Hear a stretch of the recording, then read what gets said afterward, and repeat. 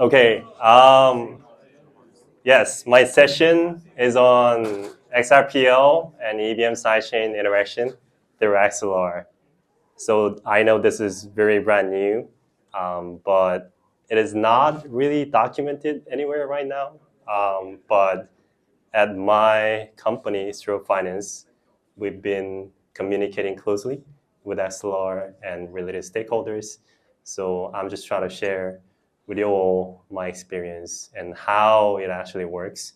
So this is more like developer oriented, but I saw a lot of you do not really carry laptops around right now, which probably means you're not a developer or you're a lazy developer. So, so I'll just try to like explain in layman's terms as well as I go. But before anything, like if you are lost in the middle or whatever, please just go back to here. Okay, so left side link for the slides, and this is the tutorial repository. I'll probably show you these QR codes again in the middle. I don't know. I don't remember, but yeah. So make sure you just fall back to this if you're lost. Okay. So here's the demo architecture. It's pretty simple actually. So on the XRPL side, you initiate a deposit transaction, and then through Axelar, it comes over to EVM Sidechain.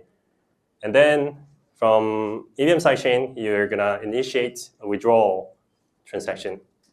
And as simple as that, there's nothing more than that. But I'll just try to explain the details of it, how it actually works. So developers, please get started. That's the link to the repository. So you can, yeah, I'll do it as I actually speak about it.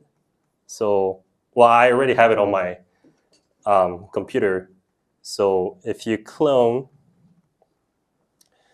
you're gonna see this little repository, and here's a link to it again. I'll just give you like 5 seconds probably. XRPL-Axelar-tutorial, and my handle is 90ELM. Make sure you follow me on GitHub. Yeah, and then suppose you cloned it, and then actually there's a README that I provided for you, and then I know that developers are not always obedient. So I just provided with you all the steps to follow this tutorial actually without even listening to me. So like you can just go and then play around it yourself. You don't have to listen to me from now on. But I'll just help you be guided through it if you let me. Okay, so let's suppose you cloned it. And then before going into the actual interaction, let's just talk about the code, right? So there's a bank.sol file if you take a look. And then at the top of it, you will see 2 imports. So these 2 imports are actually from Axelar's standard libraries. So what they do is they enable your contract to be compatible with Axelar's contracts on EVM Sidechain. So you need to use these contracts. And what we're going to do when we're initializing this contract is that we're going to pass in 2 different addresses. The first one is something called Interchain Token Service, and the second one is Withdrawal-relayer. So the first one is actually operated by Axelar. So you must always use Interchain Token Service. That's where every single token comes through and goes out of. So you need that. And the second argument is Withdrawal-relayer, which is something that we're going to use later for withdrawal.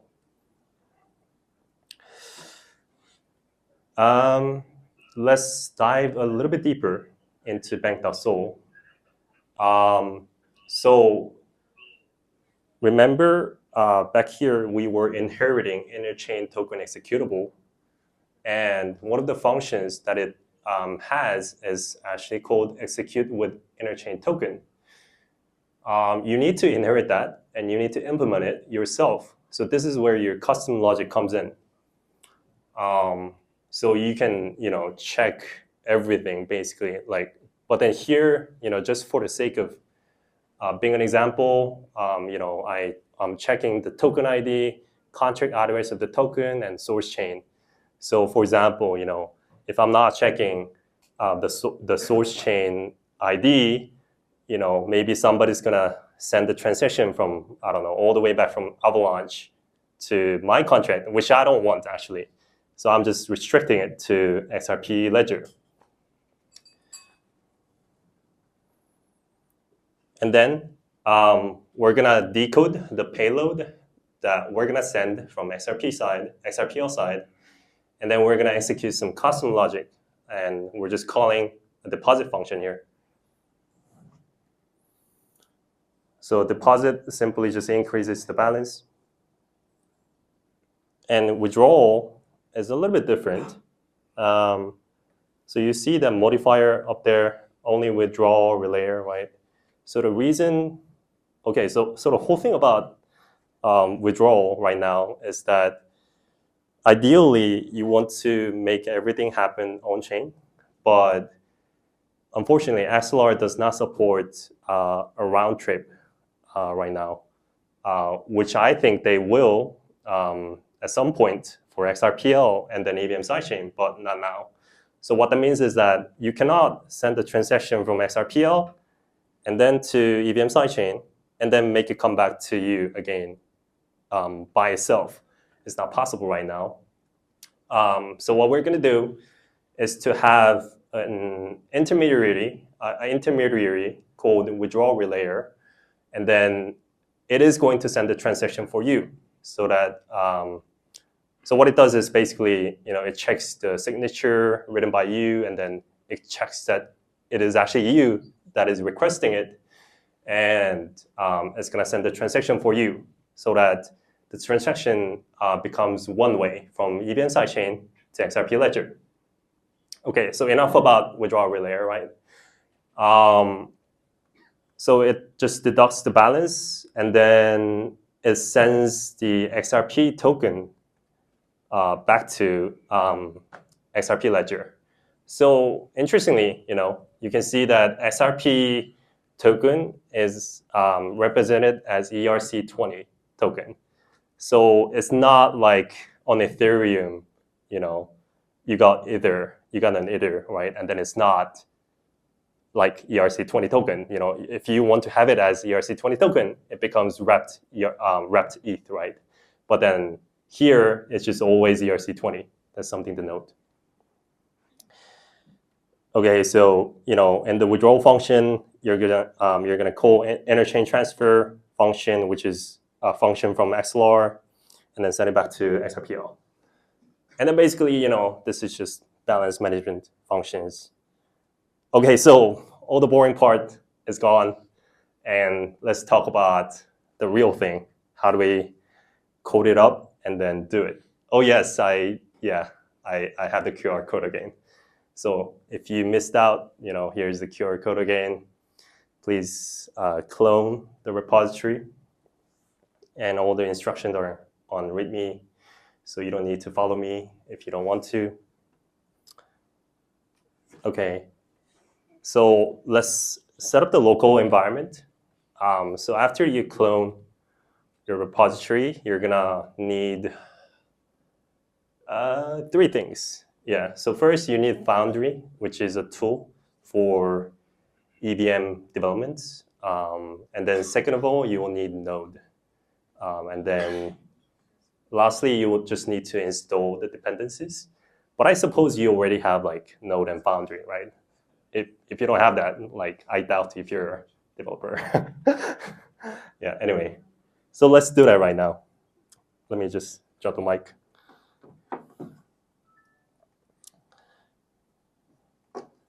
Okay, so I don't want to install Foundry and Node again, so I'll just pretend I did that, and I'll just go to like forge install right now.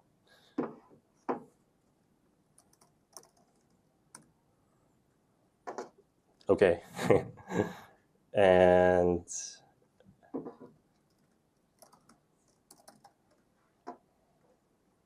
just install the dependencies.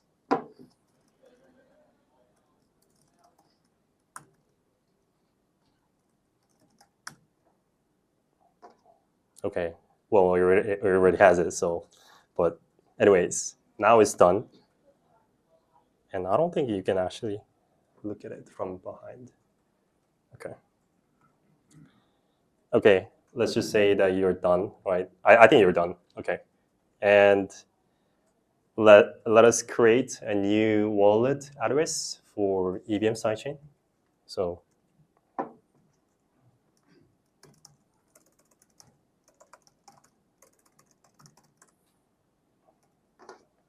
and please do not use this private key.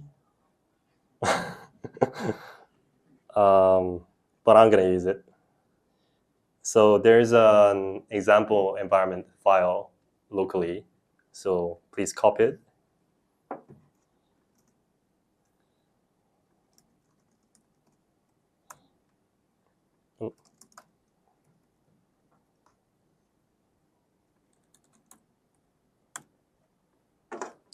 Yeah, after you copy it, you're gonna see like something like this.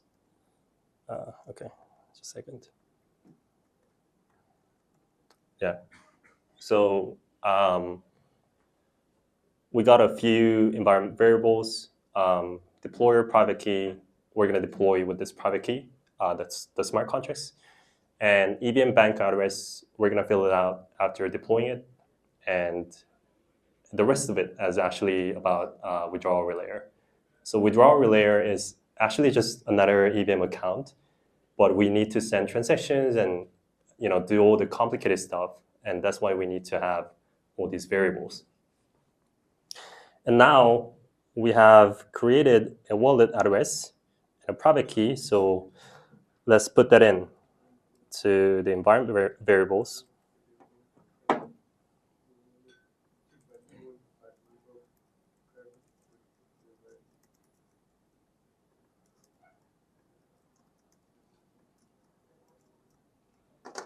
Yeah, so you just need to fill out these 3 environment variables right now. Deployer private key, withdrawal-relayer address, and withdrawal-relayer private key. So in practice, actually, you're gonna use 2 different accounts for different purposes, obviously, but for the sake of time and simplicity, let's just use the same address for withdrawal-relayer and deployer. Okay. Yeah, so this is basically talking about what I just talked about. So please fill out the, Jake, have you done it? Okay, good. Yeah, and then we're gonna fund the address. So what it means is that right now we have created an account on EVM Sidechain, but its balance is 0 because we didn't do anything about it, obviously.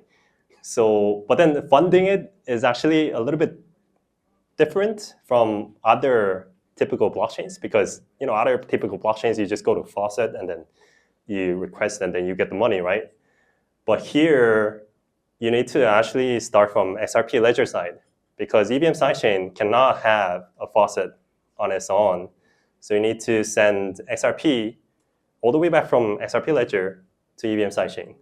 So, and then on on XRP Ledger you have the faucet, right? So we're gonna use the faucet from XRP Ledger, request it, get the money, get the XRP, and then send it across Axelar to EVM Sidechain on our account, which sounds complicated, but you can just run this command and then that's it. So let's do it.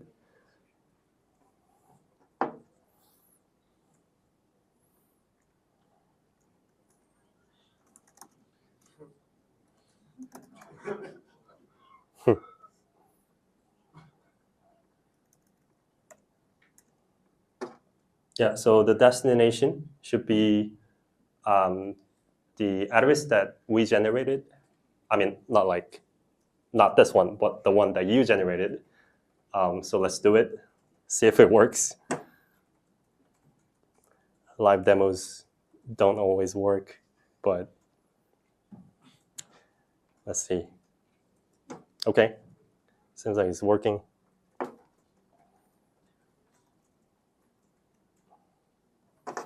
Okay, cool. So what we have done right now, okay, let me zoom in a little bit more. So what we have done is we generated an arbitrary XRPL wallet and then received XRP from the faucet on XRPL side, and then let it send XRP to our wallet, and then that wallet sent XRP to Axelar managed account on XRPL. So this is the transaction. So this is our, I mixed it up. This is the arbitrary XRPL account that we just created. And then this is Axelar's account on XRPL. And we sent probably 51 XRP. And you don't need to worry about the memos for now. I'm going to explain them later. And then let's go and check if the transaction has been, working.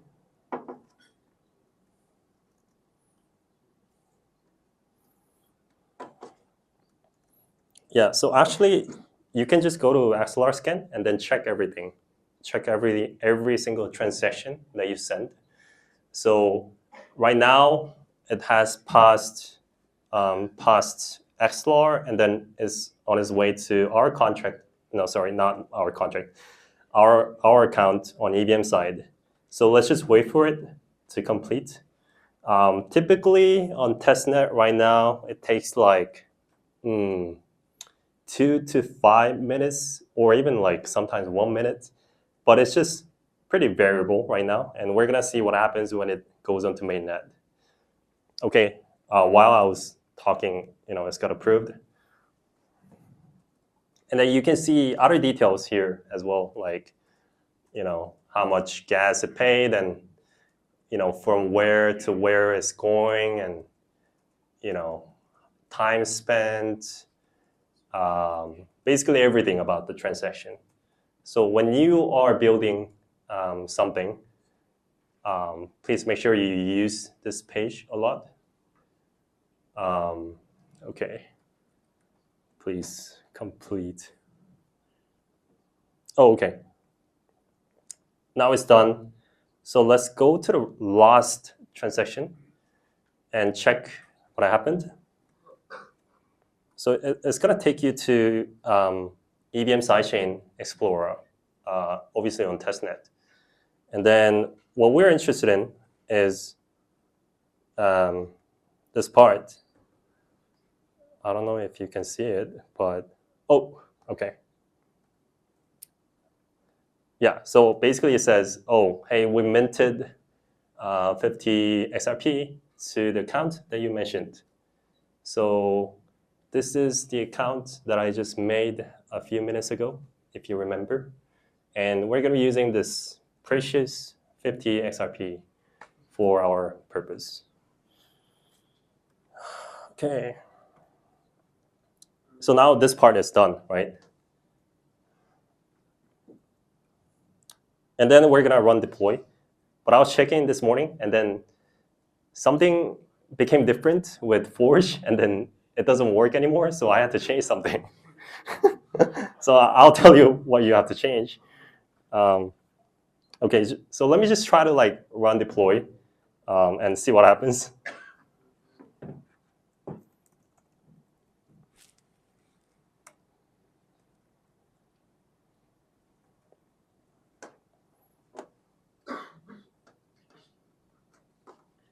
Okay, this is not the bug, but this is the bug. I mean, this is another bug that could be prevented, but you just run it again and, till it shows another bug.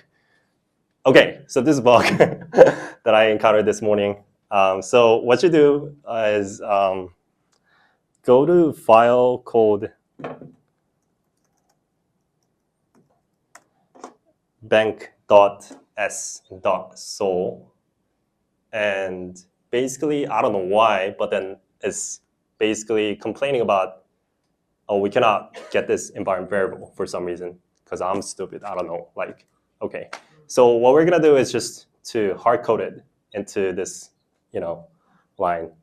So bring your withdrawal-relayer address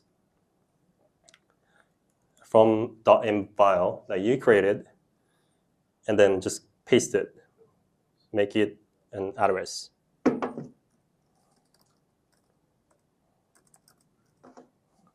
Like this, right? So it's just hard-coded right now. Don't have to worry about the bug anymore. Let's try to run it again. Hopefully there's no more bugs.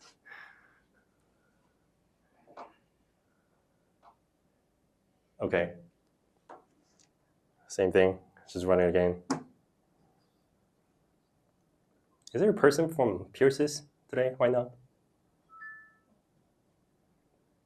Oh, okay, yeah.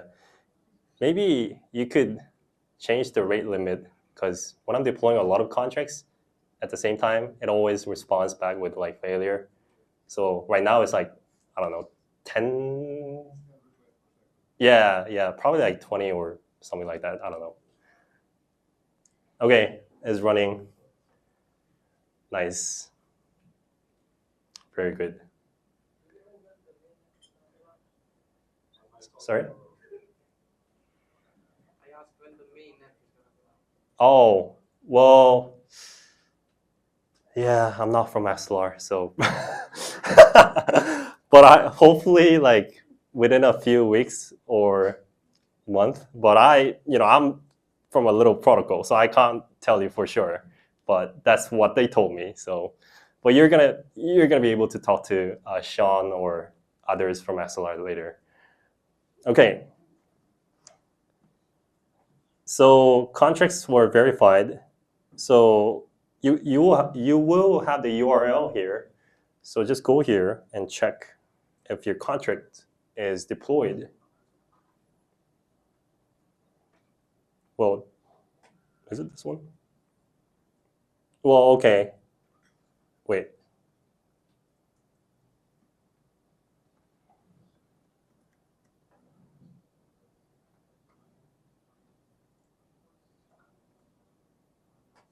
Oh, okay, cool. I thought it's not verified. But anyway, if you move to the contract tab here, you're going to be able to see the code that I wrote for the bank contract. So it's just the same code. Just check that it's the right code. And then, yeah, so basically what I talked about. And then we're going to modify the environment variable again. So just input the contract address that you have into EVM bank address variable.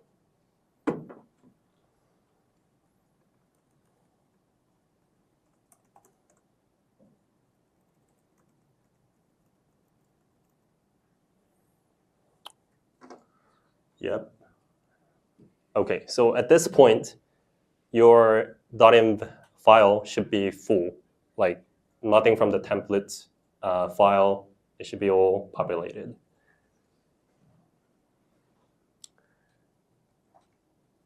Okay, and then, okay, now 30 minutes into the session, finally, we're gonna start sending a deposit transaction into EVM Sidechain. So first, obviously, you're gonna generate an XRPL wallet, right? So let's do that.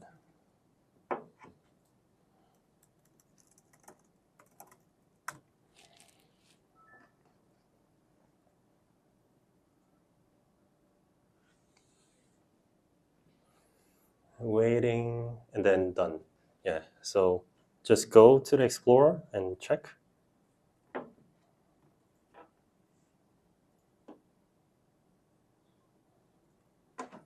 Yeah, so you can see the account generated.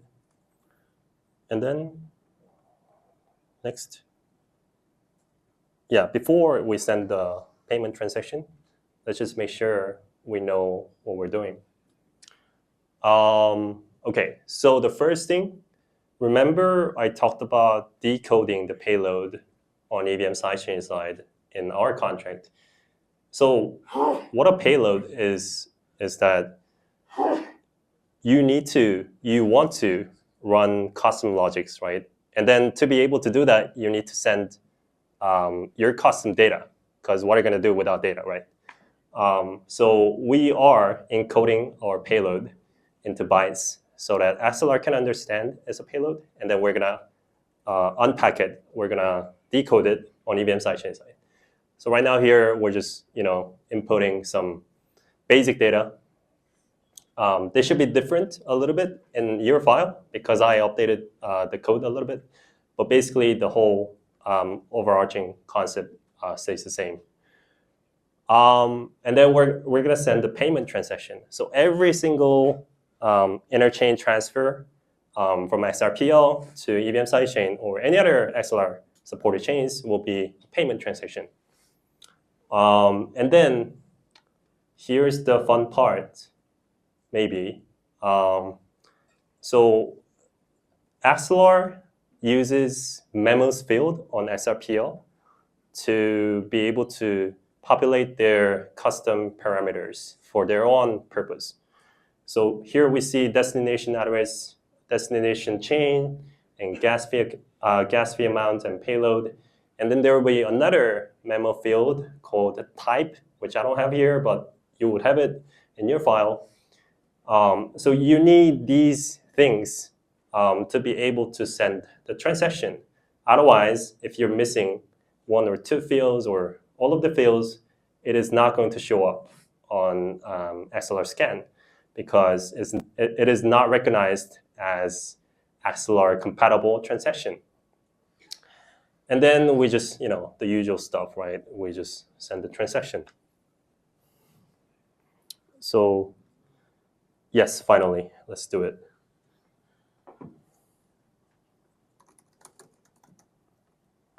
Okay, here I'm sending 1.13 XRP. Okay, something didn't work.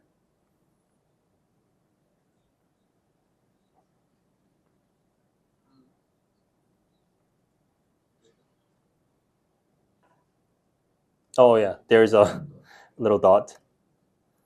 Yeah, whoa, I was panicking. Okay. So you can see the memo fields, right? And they're encoded in hex. And so the thing about amount is that, remember I was sending 1.13, right? But then the thing about amount is that you need to pay for Axelar gas fee as well. And so I just arbitrarily hard-coded 1 XRP as a gas fee. So that's why it's just adding up to 2.13 right now. In practice, you'll be able to estimate gas fee using Axelar's API. So please do that. But for this demo, we're just hard coding it into 1 XRP. So let's go back to Axelar Scan and then see what's happening. Wow, okay. So it has gone past Axelar already from XRP Ledger, and then is moving towards EVM Sidechain. So we're just gonna wait. And by the way, this page is real time, so you don't need to refresh it every single time like I do because I'm impatient. Okay.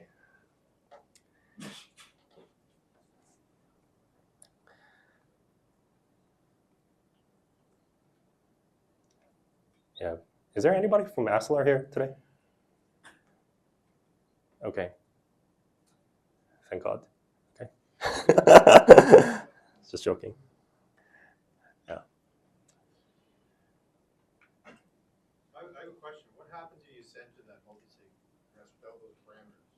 Sorry, what? What happens to if you send a transaction to the multi-sig account and you brought some of the parameters that are required for the next? Oh, okay. So the question is, what if you send like a transaction to Axelar managed account, which technically is Axelar multi-sig account, with malformed payload? You are wasting money. Like nothing's gonna happen. Your XRP is going to be lost. So please don't do it. Well, I've done it many times on testnet, but please don't do it on mainnet. Okay, looking good on time. Please execute.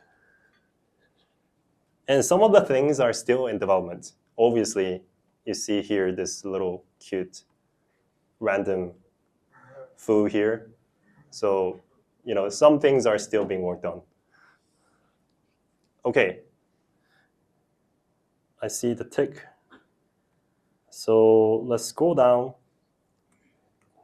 and go to the last part. See what happened. So initially, remember I was sending 1.13, right? And then here's 1.13. And then, just for more context, the reason it's being minted from the 0 address is that on EVM Sidechain, you got nothing. So you got to start from nothing, right? So you're basically minting it. And then when you are sending XRP back to XRP Ledger, it is going to burn it again. So the arrow is going to be the opposite side.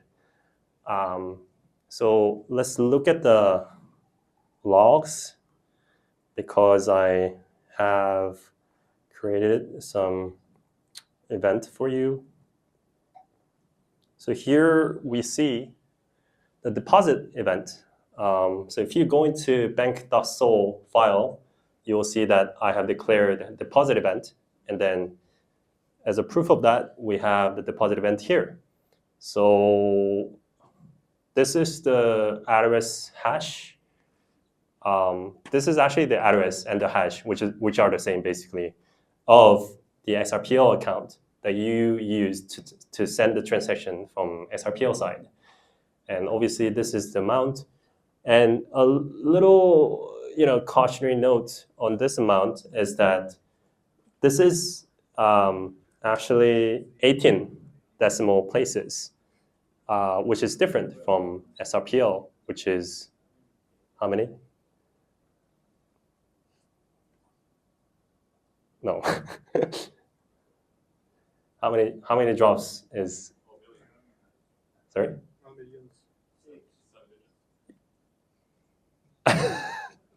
Okay, I was asking because I forgot, but then all the different answers came in, so I don't know what the correct answer is.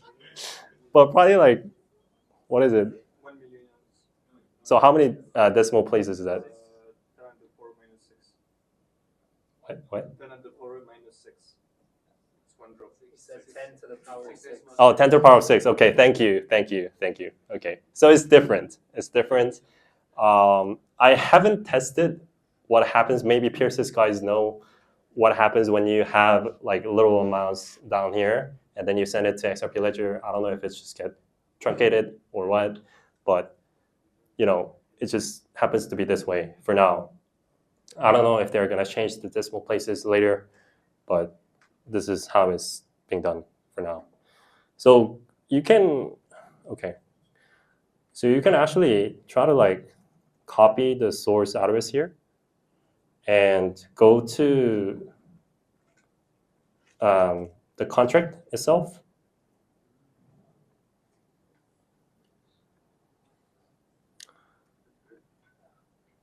And try to like read the balance. And then it should return 1.13, as you can see.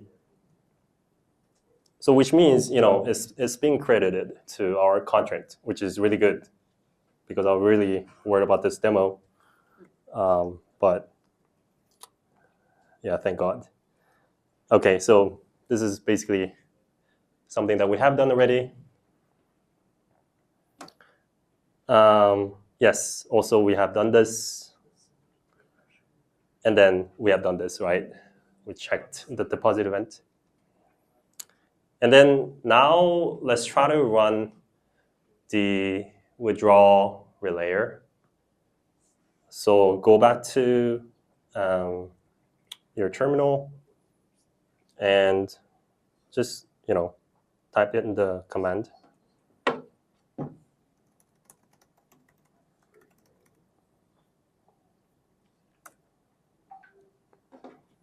Yeah, so it's running, which is good. And then you gotta open up another terminal because it is essentially a server. So it's not gonna terminate until you do. So just turn to another terminal and we're gonna send the withdrawal transaction. Let's do it.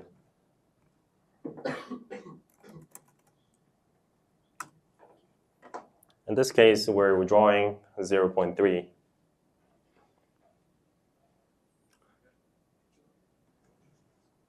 And then if you turn to the withdrawal-relayer terminal, you're going to see some debug logs, which basically says, paying is being done. So at the end of the logs, excuse me, you're going to have a link to Axelar Scan again. So let's check that out and see if anything is different. Okay.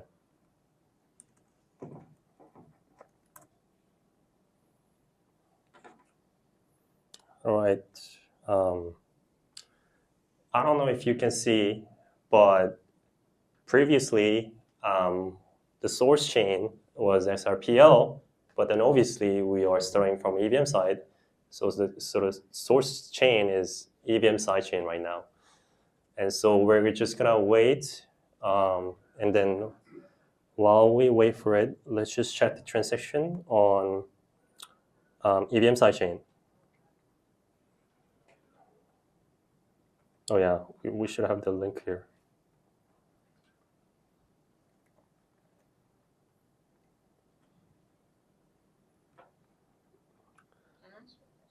Yeah, sure. When you put the 0.3 XRP that you're going to send, but the default you put it as 1 for the fees. Yeah. So does it automatically adjust, or you're just going to charge a $1 fee? Does that make sense? Oh, yeah. Yeah, so, yeah, very good question. So, yeah, so $1, one XRP is just hard-coded by me. So please don't get confused by that. In reality, obviously, you shouldn't do that. You got to use Axelar's gas estimation API, which is baked into their standard library, SDK. So you can just use that. But then, nobody has used it on mainnet yet. So I don't know how much the gas is actually. So if you try it on mainnet later, please let me know. The main coin will be AXL. Oh. Gas fees. What should I have to pay the gas? XRP or not? Yeah. So. XRP and gas. Yeah. Which coin? Yeah. As far as I know, they actually try to match the value. Correct me if I'm wrong, Pierce's guys or common prefix guys. The value of AXL. So that is why you see this little this thing here. So although you paid in XRP, it shows up as AXL because it needs to be denominated in AXL. So it will convert it automatically. Yes. And I don't need to hold the AXL on my one. Yeah, no. You don't need to do that. And so actually, this is not possible because you cannot send two different tokens at the same time from XRPL side or from EVM sidechain side.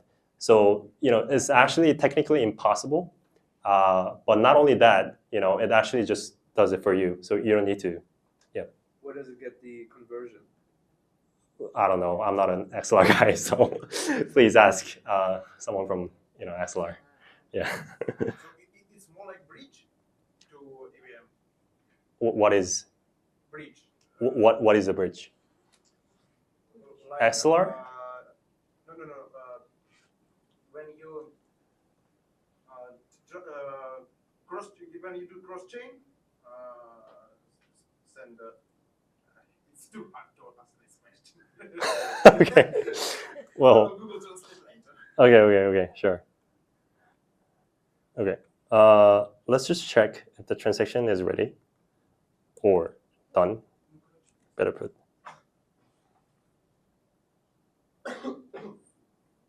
Oh yes, it's done. So check on the last tick, and then it's gonna take you to probably XRPL Explorer. Yeah. And you can see that your XRP has returned to your very own account, your own account. And then again, the sender of this transaction is an account managed by Axelar. So somebody from the crowd, he let us know that it's Axelar multi-sig account. So that means that if you go to that account, you're gonna see that there's a whole bunch of stuff happening, some flags, and the domain is labeled as Axelar Foundation. So it's The multi-sig account on the XRP Ledger is up to 32. mm-hmm. The Axelar network has 75 validators. Yeah. The quorum is less than on Axelar. So the quorum is less than you have multi-signer slots. How does that work? Well, again, that's a question better to be asked for an Axelar guy. But on testnet right now, we got, how many is that? 8 signers, but I don't know how many signers actually need to sign and get validated to be able to fill up the quorum. Maybe there's an information. There's a piece of information here. I'm not sure. Oh, there's more. Okay. There's more. Minimum. But it's still less than a quorum, is my point. It's less than on the Axelar. Yeah, I think so. Yeah, but better to clarify what the Axelar guy is. Yeah, but I don't know why this is like a mysterious tag. Probably there should be like a real weight here. I don't know how this works. Sorry. Yeah. But anyways, we have verified, we have confirmed that we received our money back, which is really good because that means our bank contract is working. Okay. Where's my slide? Oh, yeah. Yeah, okay.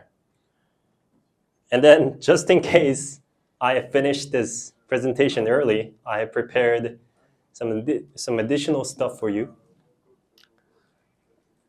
So actually, as Strobe protocol, when we were developing the D app, the hardest part was, not only on Axelar, but also on setting up the local development environment.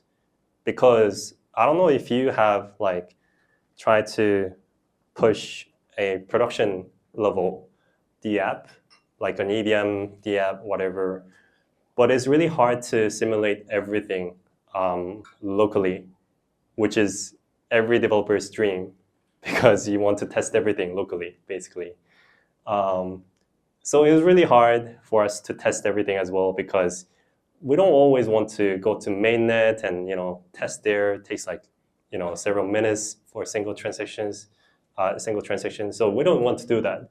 So at Strobe, what we decided to do is to create a Docker Compose file that has several containers that basically mocks essential services and makes it compatible with Axelar environment as well. So this repository is open source. You can check it out, xrpl-axelar-local-dev. So this is like a rough structure. So basically the same as the real thing, but then it's just mocked, right? So we have a DApp here, and then the client or the DApp is going to send the transaction to your mock XRPL server. And it is going to send that transaction to your mock Axelar server. And then it is going to send EVM transaction to your local Geth node. And then the transactions can be viewed on local Explorer, BlockScout, basically the one that that EVM Sidechain is using right now. And not only that, we also need price oracle and faucet, right? And you need to be able to connect it to local wallet and try to see if that works, because we want to essentially be able to simulate everything locally. So everything is possible actually right now. Everything that I talked about is possible. And lastly, we need an indexer, right? So I don't know if you know, but GhostGuy, which is a subgraph indexer service, has partnered with XRPL, and then they're live on EVM Sidechain. So obviously you can use that for testnet or mainnet, but they're not live on your local environment. And they don't have, I asked them, they don't have a plan to like make this little tool that spins up like your local environment for your subgraph. So basically we just use the graph node from graph protocol, is it? But anyways, like the real original container from them, and then you can deploy your subgraph here and then start indexing the events being emitted from Geth. So all that is to say is that everything is possible locally if you use this repository. And then another thing is Axelar actually has a local development tool in their own repository, but then they actually don't support XRP Ledger. So that's why I had to create from scratch. So please leverage this if you are serious about deploying anything on EVM Sidechain, and that's it. But then Does it support Geth? Reth? Oh, you mean? Geth? Yeah, the Rust. Well, the simple answer is no, because I made it and then I didn't want to use Reth. But if you want to plug it in, it's super easy actually. It's just like a matter of like modifying one container on Docker compose file. So you don't need to like do a lot of work to change that, I'm pretty sure. Yeah, any other questions? Yeah. If not, I just wanted to ask, like, we know that, and I don't know where Mayuka is, but, smart contracts will probably come live on XRPL as well, but we also have EVM Sidechain. So I just wanted to see if any of you have an idea on the future of EVM Sidechain and how it's gonna unfold.